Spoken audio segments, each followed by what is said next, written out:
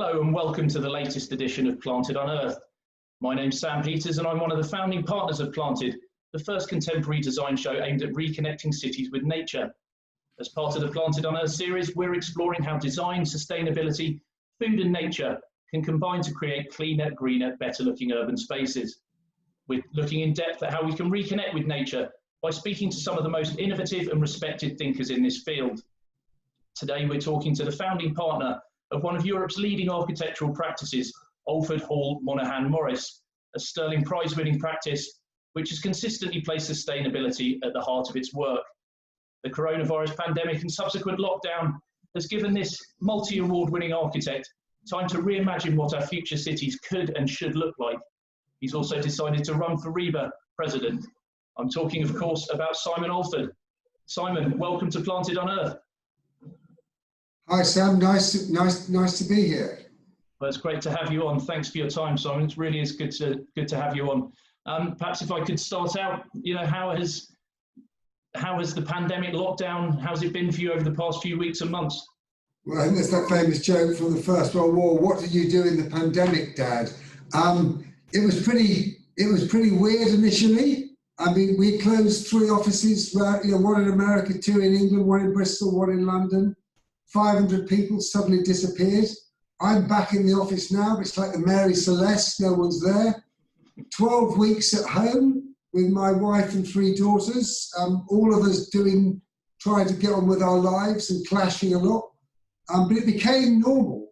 And I think there is something good about it. We're talking on Zoom, Teams, all these kind of things are happening. We're not traveling. And there was a tremendous energy. We were talking about Stuart Dodd on the River Cottage, and I think those kind of industries were devastated. Our industry, designing buildings and pieces of city, there may be trouble ahead, but there was work to be done, and we've gone on and done it, and people have communicated and connected. I think there's a real need to keep everyone engaged as a group, and some people can be quite isolated. And it depends on your domestic circumstances if you've got a room you can escape to. But I think I try to use it as a time to reflect, which is probably why this midsummer madness I've decided to stand for president of the RIBA. But I think it's reminded us of why you come to work. It's why we live in cities. It's to connect to people. There's a certain conviviality, a certain celebration, and we're pretty certain when we do come back, that's what we've got to concentrate on. We've got to learn the good lessons, which is actually we can be ever more flexible about how people work to do with childcare, looking after aging parents, travel. We become much more flexible at these things, but actually getting people into a room, because I think the one-to-one conversation we're having works, but the 10 people bouncing ideas around does not work very easily in a multiple media conversation. So I think that coming together is still going to be crucial. When we look at Planted, we've been looking at what the future of cities may look like for some time now. Obviously, it's really focused people's minds, but in recent weeks. But for you, how different will cities look in the future after the pandemic lockdown? I mean, I had this joke that I was reading recently. Newton used the 1665 plague outbreaks kind of reinvent physics. We've not done that, but I think we must all kind of look at what happened, and empty cities, nature could suddenly be heard and came to life, air quality improved, international travel stopped, yet the world continued to function, which suggests, I think, if we get it right, there is a positive future to be designed and built. Over the last 10 years, we've been pushing ever harder for smarter buildings, lower energy, natural ventilation, flexibility for change, generosity of volume, easy travel, legibility, generosity at the ground, greenness, biophilic design, enjoying plants within a building, roof terraces, gardens. And it comes back to that idea about, I always think a building is a model of the city. And the city at its best is a place of kind of freedom of thought, social exchange, and the street is owned by us. emotionally, if not technically. And I think that's where buildings have been going. That's where we've been pushing buildings. And I think this is a kind of really exciting break. And when we get back to the new normal, this pandemic, if harnessed properly, and obviously one concern is there may be other pandemics, but if it's harnessed properly, it allows us to push the agendas we've already been pushing for greener buildings and greener cities. A friend of mine talks about London urban forest. Now, can you imagine what we would do if we greened London ever further? And if we stopped using the top of our buildings for M&E plant and use it for green plant? I mean, the post building where, Deborah worked, Design Junction, we turned that into a big office building, reusing a building, which is important. Don't always make new. But the roof gardens, which are for the community of users in the building, for the people at the top of the building, also for the public and the social housing on the site, all those buildings in the middle of Holborn have amazing roof gardens with better light than you'd get at the bottom. So it's something that's been coming anyway, greener, low carbon, more adaptable, reusing buildings. It's all been coming, but the pandemic, I think, if harnessed properly, could be a force for good out of tragedy, obviously, but a force for good into the future. Yeah, that's really interesting. I'd love to go back and see that building. I'm sure it looks very different to the last time I was there. I mean, in terms of pandemics, you touched on this idea that pandemics may become a more frequent part of our lives. That's certainly something that Richard Horton, the editor of The Lancet's, argued. I mean, with that in mind, the necessity for social distancing, how will that impact how we design buildings and imagine the built environment in the future? To me, there's a thing about the social distancing is it's imbued into our culture. So I've been elbow greeting people and this kind of thing. But when I go to the park, I don't see much social distancing going on. Once people start connecting, once people come out of their isolated cell, social distancing is very, very difficult because psychologically the barriers drop. It's you're working against a lifetime of cultural engagement. There's obviously it's been embedded in our thinking. I think it will linger for a while, but it will get forgotten if there isn't another outbreak or another spike like Leicester or Barnsley. But I think again, harnessing the fact that we have amazing infrastructure in our cities, but it gets stretched between 7 and 9 and 5 and 7. And actually, one of the things this isolation we've all had to go through has taught us is actually let's move people throughout the day. Let's make working hours work for people. And if traveling is difficult, one, you might travel less. And two, when you do travel, you might plan it to be outside of certain times. So instead of putting immense pressure on infrastructure, which is absolutely vital, you say, well, actually, we won't use it at that intensity. We'll spread that intensity out. And I think all those things could work. So rather than saying we need more infrastructure, which of course, we'll always be enhancing it, but we say we've got good transport infrastructure in our cities. Let's improve the way intelligently we use it as businesses, as academic institutions, different kinds of hours. And then I think, obviously, then you can kind of start thinking about cycling, increasing cycling. Now, we've been putting great cycling facilities in buildings, in schools, in offices, in housing. But actually, we need to have really safe, clear cycle lanes, close certain routes to cars, except public transport dominates the roads. The city is working on consolidated delivery, so it's all done somewhere else. It's done in the middle of the night. So I think it's not about putting ever more infrastructure in. It's about managing that infrastructure better over time. And then you can imagine suddenly that intensity of use that we kind of enjoy at certain points, but we don't enjoy it when we get on the tube or a packed bus. We can kind of change all that, make our infrastructure work for a more flexible arrangement that then I think can also make a happier kind of, I just talked to someone about students who are now doing distance learning, but they want to come to colleges to meet people.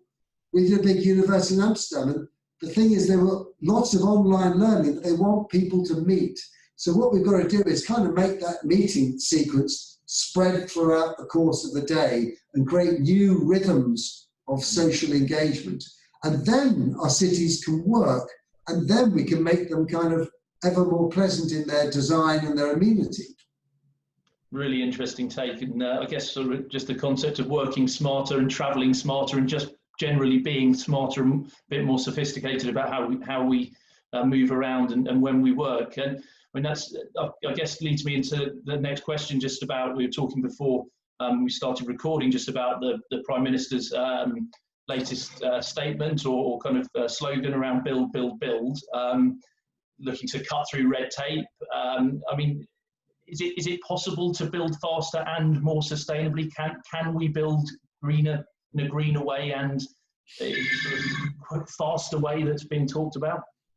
Yeah, look, I mean, on the basic thing of build, build, build, what you've got to realise is, you know, construction is a big driver of the economy. And naturally, like every government, this government wants to get the economy up and running.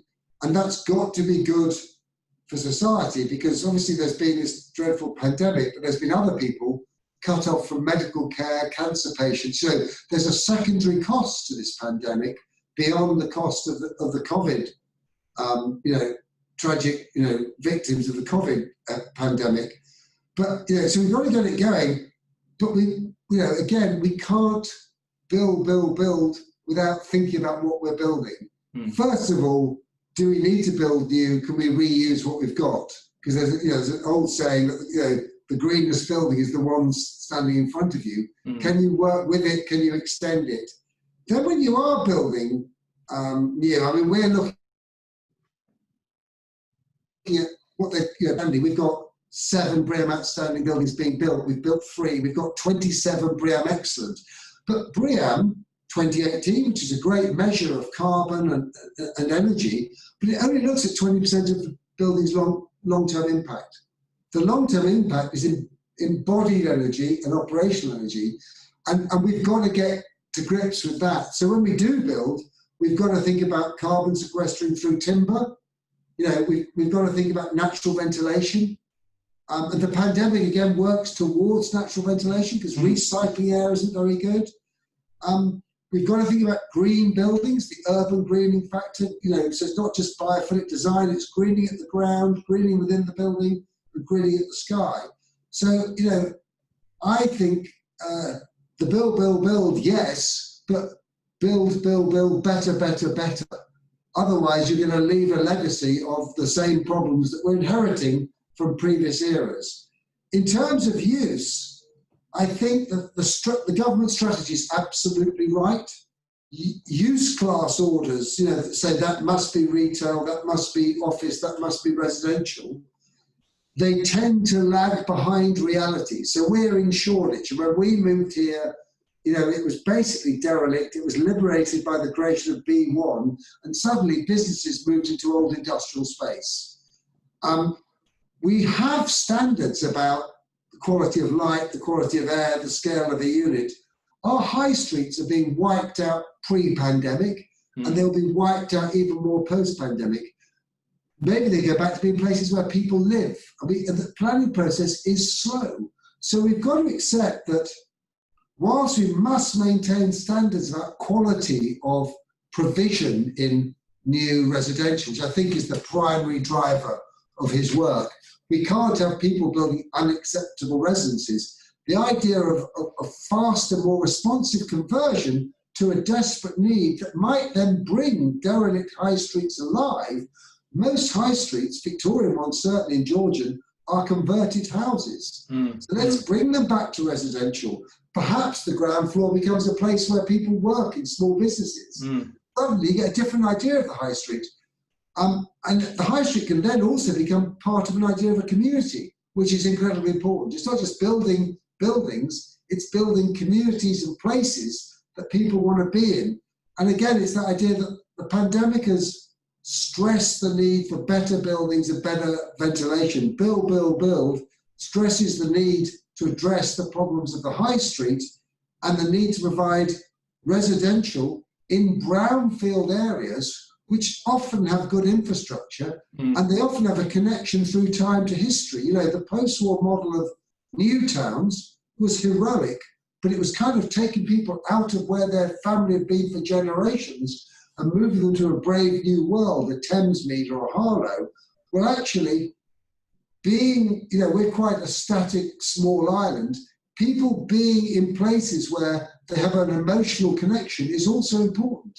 It's not just the quality of your accommodation, it's where you live and where you are in relationship to your schools and your peers and your friends and your family. So I think there's a lot of good in this, as long as we're building good, smart buildings and converting buildings. And of course, that conversion and use order thing is really important, because conversion is essentially a green and intelligent thing to do. No, it makes a lot of sense. I mean, in terms of this idea around sort of cutting back on red tape, and I think you referenced mute counters at one point, but I mean, how to the uninitiated or the uneducated, can you just explain a little bit around perhaps the risks of just slashing red tape? Conversely, what's the point of planning laws in simple terms? We're an incredibly regulated, we work all around the world, and there's nowhere as regulated as the UK from our experience. It may, a planning application, which is to get legal permission to build a building, is both what that building looks like, and what is going to go on in it. So it says that must be a school, or that must be a place of work, or that must be a place where people live, with a shop at the floor. And it sets those rules, and it also sets up the idea of the building's appearance. And it doesn't regulate on the building's actual making, so you could make a building appear to be one thing, and you could make it out of something quite different. The benefit of getting rid of regulation is a redundant warehouse in a residential area could suddenly become a fantastic art school for creative and technological businesses. It could be a new kind of building where people are working and living in a mix, which is, quite a good mix. It could be a place where people are working and learning together, and you're forming links between businesses and education. But you would be slowed down by red tape, because you would need a use class order change to allow that to happen. So even activity is regulated. And there is a view that I believe in quite strongly, that regulation of activity tends to lag behind reality. And people want to live in a place, but they can't live there because they're not allowed to. If they want to live there and then they're allowed to, then things can speed up. What you must control is people building unacceptable residences with poor quality ventilation, with inadequate windows, with unacceptable volume. So that is a sort of, let's call that's a building regulation. And what I think the government is trying to slash is planning control, and they're different things. That's really, really interesting, Simon. Thanks for that clarity around that. I mean, just going back, perhaps, if we may, to sort of something that we were talking about at the beginning of the conversation, but it feels like there's been a newfound appreciation of nature and the benefits of being connected to it. I mean, and again, you have already touched on this, but how do we really ensure that connection, that sort of sense of calm that many people have found by relating to nature during this pandemic? How can we make sure that's a long-term trend rather than just a short-term? I think we're all responsible to ourselves and society to try and take the best out of the bad, and it requires us to defy that natural thing to suddenly get back busy and forget about it. We forget about everything. So we as a business have tried to enshrine these are really good, flexible models of working. Let's take those forward, whilst also saying, when we do work together, we must work in a ever better environment. We have a great roof garden, we've got a great little canteen area, restaurant, whatever you want to call it. We've got flexible working spaces. So we've got to think about that kind of thing. But on the bigger scale, I think businesses and universities and schools are now, they need to demand better of society. And because you'll find now the new generations of employees and students who are very concerned about the environment. They want buildings to demonstrably be not only better to use, but to be technically better. They want to know that they're in a low carbon, low energy building. We built an office building that was the first speculative, naturally ventilated, BREEAM outstanding building, gardens, rooftop, running track, yards, a mixture of work and play and retail. It was a commercial success at an unprecedented scale, although it was quite revolutionary. And I think what's happening now is, I always say as an optimist, the wind of change is blowing in the direction of good news. People want greener buildings, technically and visually. People expect more of what, from what they are offered at work or at school. And that is how it should be. We should look to raise expectations continuously, and then we can demand of our public and private sector clients, and they can embrace it because they know otherwise, if they just build to the lowest possible common denominator, their buildings will fail. And that's no good to anyone. Talking of change and sort of how we can to address things afterwards, but there was a recent YouGov survey which found that only 6% of the UK population wish to return to pre-pandemic way of life. And again, how is architects able to facilitate that and create a stronger, fairer and greener economy? I mean, again, architects, we like to think we have a lot to contribute, but we're part of a much bigger picture, which is, I think, a kind of societal contract between, architects, in terms of delivering the built environment, architects, local government, pressure groups. It's that mix of conversations and consultations that makes a better environment. I think our responsibility is to push our clients, public and private, very, very hard, not only in terms of the kind of carbon content of their building, embodied and operational, but as in carbon and energy, but also in terms of the quality of what they deliver. And I think it's our job to research our own projects and other projects so we can give them evidence that a better building that flexes over time will actually have a longer term value to society, and therefore a longer term value to them as building owner, whatever their financial makeup. So again, it's that idea of the positive wind of change. I think there's a real opportunity, remembering the pandemic, addressing the kind of absolute clarity of the climate emergency and saying, now is the time to really embrace and react. And if you don't, you will be left behind.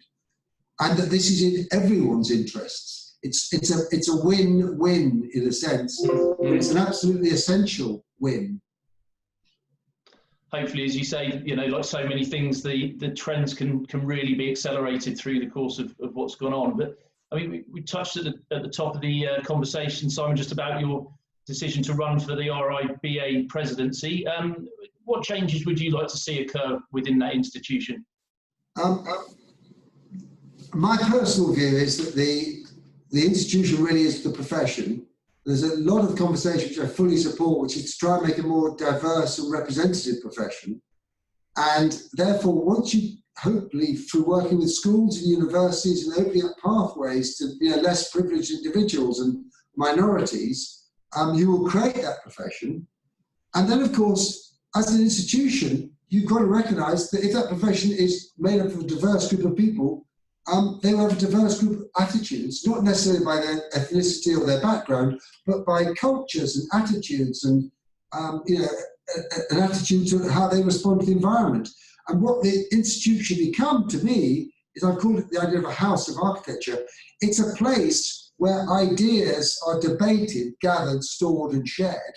It shouldn't and couldn't have, in my opinion, policies. It can set ambitions, but then it becomes a home for people who want to push the conversation forward. And we should accept there will be some frictions and differences and tensions, because if you drag everything down to the lowest common denominator, you get nothingness. Whereas if the kind of carbon lobby is arguing with the transport lobby, which is arguing with the housing lobby, which is arguing with the planning lobby, but if they're arguing in a creative discourse, and we're getting the best of that, then we're sharing that discourse amongst the profession and the public. Then we have some weight with government. And then we can say to government, look, we as a profession are learning a huge amount together with our clients and are able to make change, but you need to help us, where possible, drive that change through with regulatory change. That doesn't mean more regulations, it might mean less, but it might mean better or better standards, So I think an institute, to survive needs to be, relevant, it needs to be flexible, and it needs to recognise that it has a differentiated diaspora of members, but actually they all share a common interest in a better environment. And that's what we bring together as an institute.